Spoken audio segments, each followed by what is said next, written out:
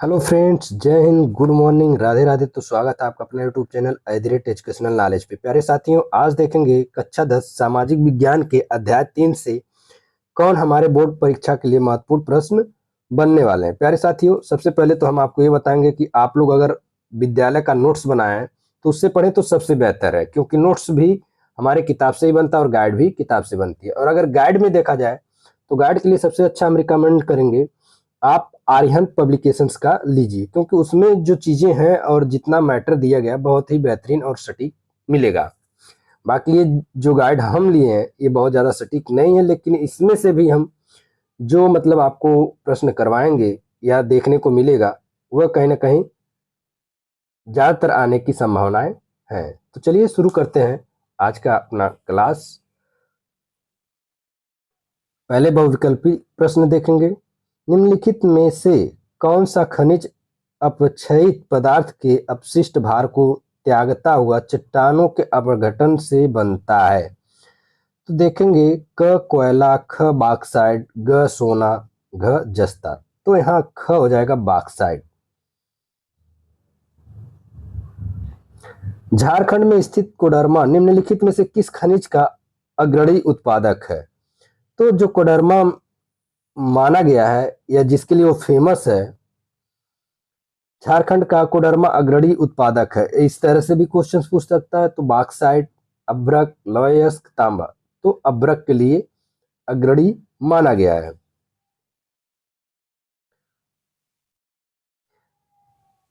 अगला प्रश्न देखेंगे। निम्नलिखित चट्टानों में से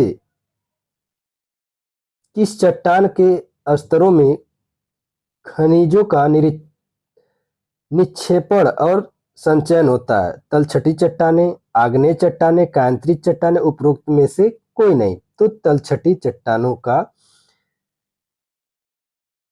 क्या होता है? निक्षेपण होता है। मोनोजाइट रेत में निम्नलिखित में से कौन सा खनिज पाया जाता है? क खनिज तेल, यूरेनियम, थोरियम, कोयला। तो थोरियम मोनोजाइट रेत में से खनिज पाया जाता है। अंकलेश्वर में किसका उत्पादक होता है? पेट्रोलियम का, कोयला का, परमाणु ऊर्जा का, जल विद्युत का। तो पेट्रोलियम का अंकलेश्वर में उत्पादन किया जाता है या होता है।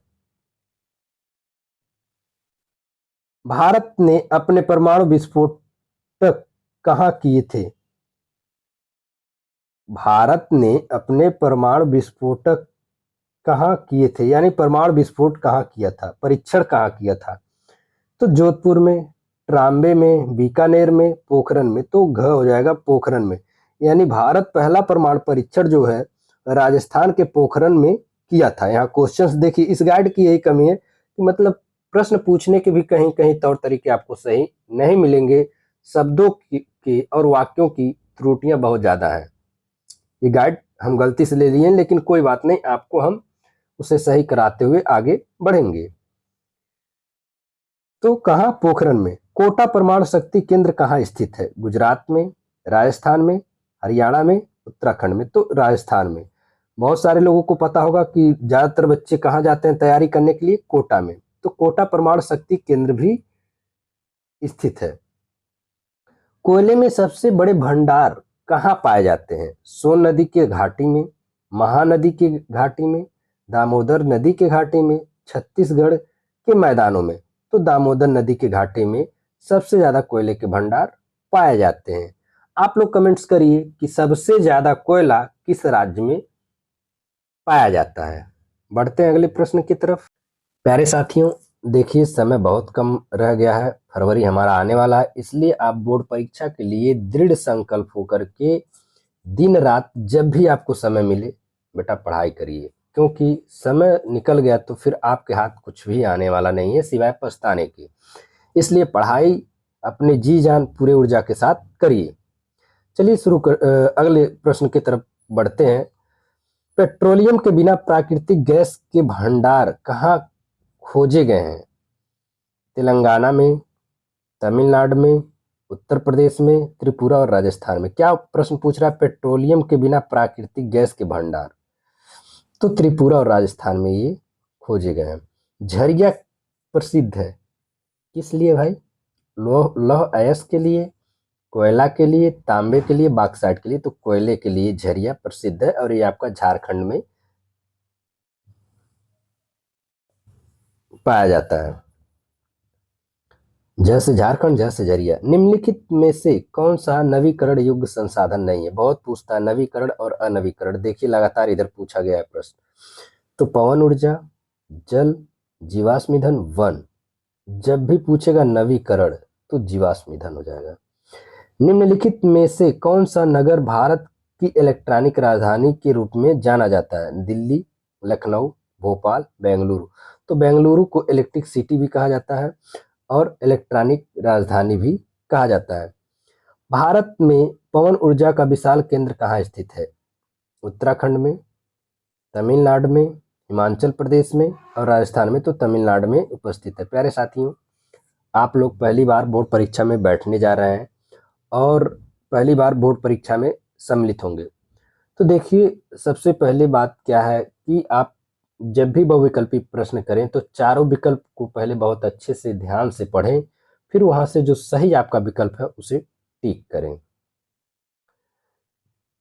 चलिए बढ़ते हैं अपने प्रश्न की तरफ। दिया खनिज क्या है या खनिज किसे कहते हैं, खनिज का अर्थ क्या है, ये सारे प्रश्न बोल करके पूछ सकता है। अधात्विक खनिज किसे कहते हैं? ऐसे दो खनिजों का नाम लिखिए। इस तरह से भी क्वेश्चन पूछता है। तो चलिए इसे सॉल्व करते हैं, पढ़ते हैं।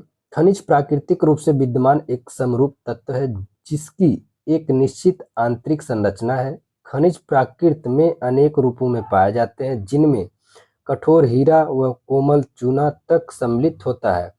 किसी विशेष खनिज का निर्माण उस समय की भौतिक व रासायनिक परिस्थितियों के अनुसार होता है।